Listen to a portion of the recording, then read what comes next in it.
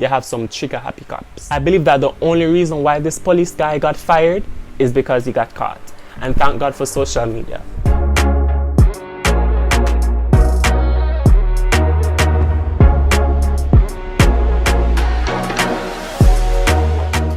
Hey everybody, welcome back to my channel. If you are new, welcome back. If you are not, as you can tell by the title, I'll be talking about George Floyd. Basically every black person living in America walking with our heads held over our shoulder because we can't even breathe, we can't even walk, we can't even talk because it's going to pose a problem. Let's talk about that. So you are gonna tell me that over an alleged $20 counterfeit bill you're going to kill a man? No. I remember when I was working overseas, and every time that I would leave, like every single day, my mom would prefer for me to call her when I'm going back home, especially when I'm working from a 1 o'clock to 9:45 shift. As a black man in America, like you have to be walking with your head hanging over your shoulder all the time. And a lot of people like they don't understand until you're actually there in America, you won't know. When I was in New York, I'd prefer to take an Uber up to the house. That's only like 10 minutes walk. I remember I was going to work. I worked in Manhattan, and there was this young man, his hand was broken, and this white lady told him, no, don't go sit beside him, because I was giving him the seat because I was like, you're standing and you have your hand up on the rail like this and your other hand is there broken. Why not come sit down? So I was like, do you want the seat? And he was coming, and immediately, like when he was coming, like she pulled him aside and told him no. And that is when she gave him the seat. Like he was there standing all along, and it was when I, the black guy, offered him the seat, this lady decided to get up and give him the seat.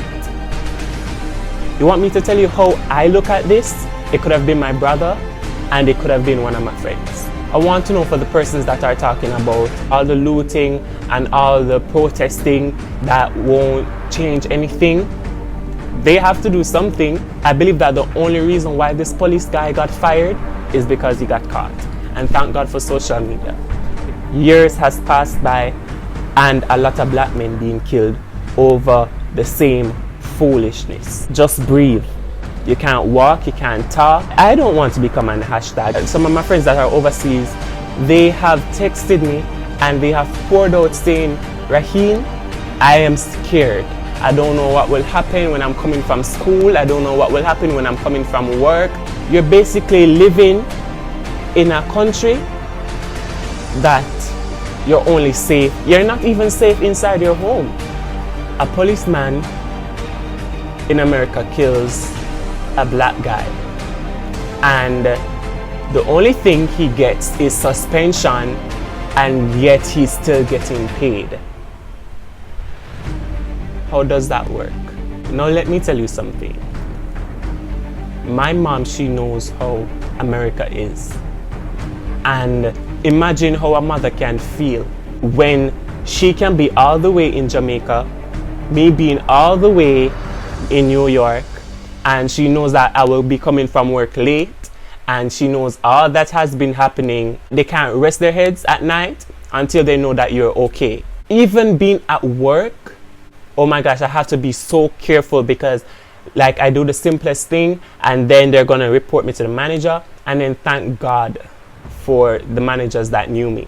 They know that I would never, disrespect a customer. Before I disrespect a customer, I would have another co-worker deal with them. And my co-workers know that too.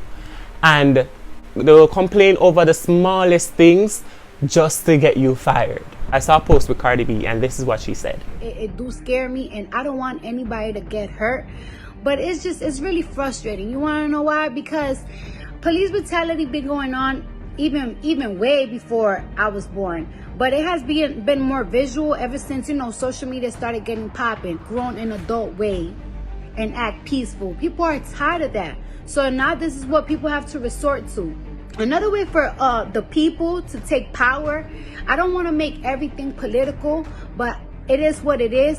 It's by voting. And when I say voting, I'm not only talking about the president.